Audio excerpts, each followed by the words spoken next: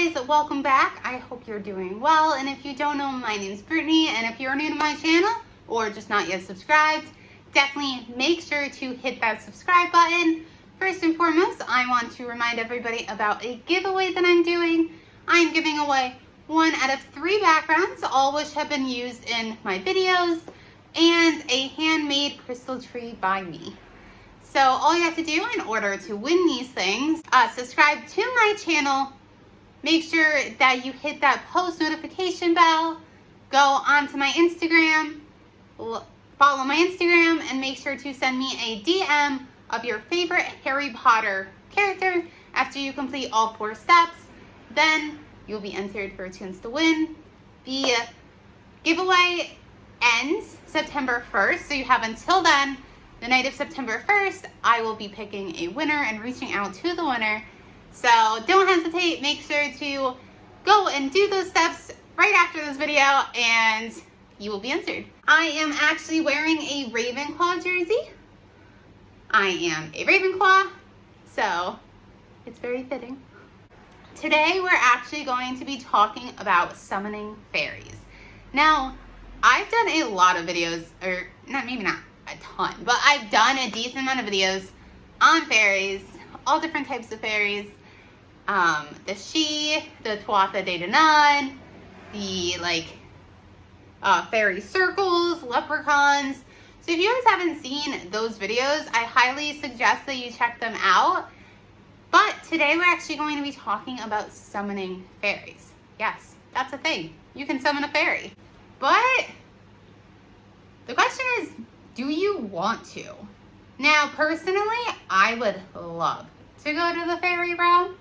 I'd be okay with living there as long as Sebastian and Jeff could go with me and the cats.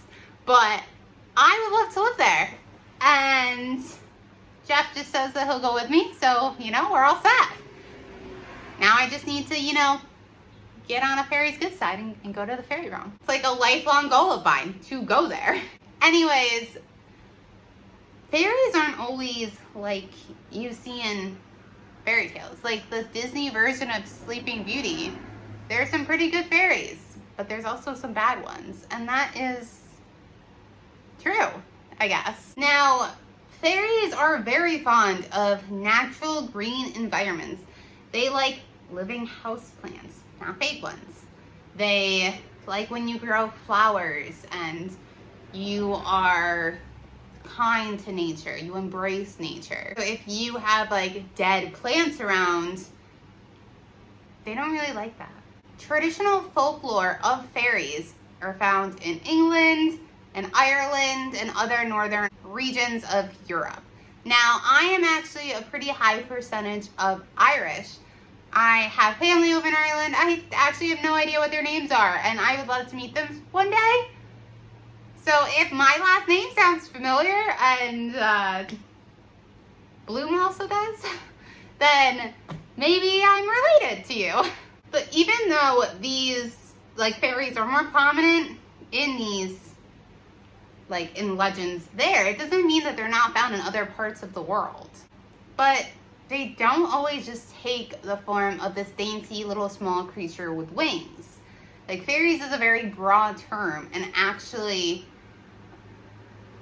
is an entire, there's a bunch of subspecies of fairies. So there's the one with the wings, there's leprechauns, there's the djinn, there's mermaids, there's dryads and selkies, nymphs. The list goes on, you guys, of what actually falls underneath the category of a fairy.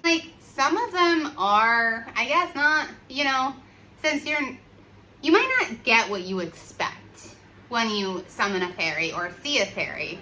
It might be, a goblin, which can be a very, mean fairy spirit. And you might get this beautiful little dainty actual, what we think of when we, think of a fairy. So the scale is very broad.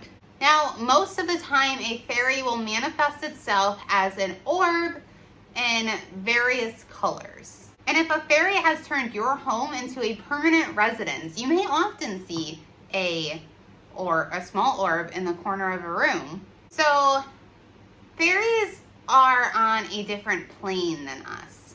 It's a world within our world. So different dimensions have been proven to exist, and that is where one of those dimensions is where the fairies live. It said that we used to coincide with each other, and then we drove the fairies away. But they're still here with us. So when we summon fairies, it's not like just creating nothing out of air. Like I said, they're already here. We're just not aware of them. They have their own social hierarchy, relationships, family duties. Like, they have their own entire world. Some magicians who actually came into contact with fairies say that they have a matriarchal social system, which means that women actually have more authority than the men. So if you're summoning a fairy, you want to make sure that you have a very good reason, because you're essentially taking them out of their own version of reality. Like, you are literally taking them through the planes unto our own. And you know, sometimes they do. Like, the planes definitely do cross. The dimensions do, like, intersect in, like, in between times. Noon, midnight, dawn, dusk, Halloween, the solstices. Like, all very, like, in between times. Anytime that there's, like, a, like, crossing, like a, when roads completely, like, cross at a four-way intersection, like, things like that. So a lot of times when people summon fairies, it's literally out of curiosity and no other reason, and they don't really like this. They possibly can create a lot of havoc in your lives because they don't want to be here. Now, some dangers that are with summoning fairy, or come with summoning fairies, are that they can actually create physical harm, unexpected disease, and lead people into dangerous situations. Now, that's kind of similar to, like, the will-o'-the-wisp. Items will go missing and just general mischief. There have been recorded testimonies of torture after ignoring, or after somebody just, like, ignorantly summoned a fairy. A person would break their leg. Their home would catch on fire by accident. Their money and jewelry would go missing. People in their family would get abducted. Now, it's not necessarily the fairy themselves performing these actions, but it kind of just sets the scale of, like, a domino effect of bad things sometimes. Not all the time, but it does happen. Now, some benefits of summoning a fairy is that it can help worldly matters, dreams, astral travel, enhancement of magical items, and knowledge of their worlds. And when it comes to help in worldly matters, they're very similar to angels and demons. If they find their cause worthy of their attention, they could assist you, as long as you're respectful towards them. Like, so if you summon them, like, don't act like you're better, because you're not. Like, it's treat them like you would want to be treated. Now, sometimes fairies could find torture to be hilarious, and they can wreak havoc on your health or your relationships. But there's different ways to summon a fairy. The first ritual is an offering. So they're offerings in nature. Again, fairies they're nature spirits. They inhabit natural, green, lush lands. You're more likely to gain contact with them in their natural environment than in, like, behind closed doors, like in a home. So you find a piece of land that you're drawn towards, and there you can provide the offerings. The most well accepted are milk, honey, red wine, and whiskey. You don't want to offer them any piece of clothing though, because that actually angers them and they'll leave.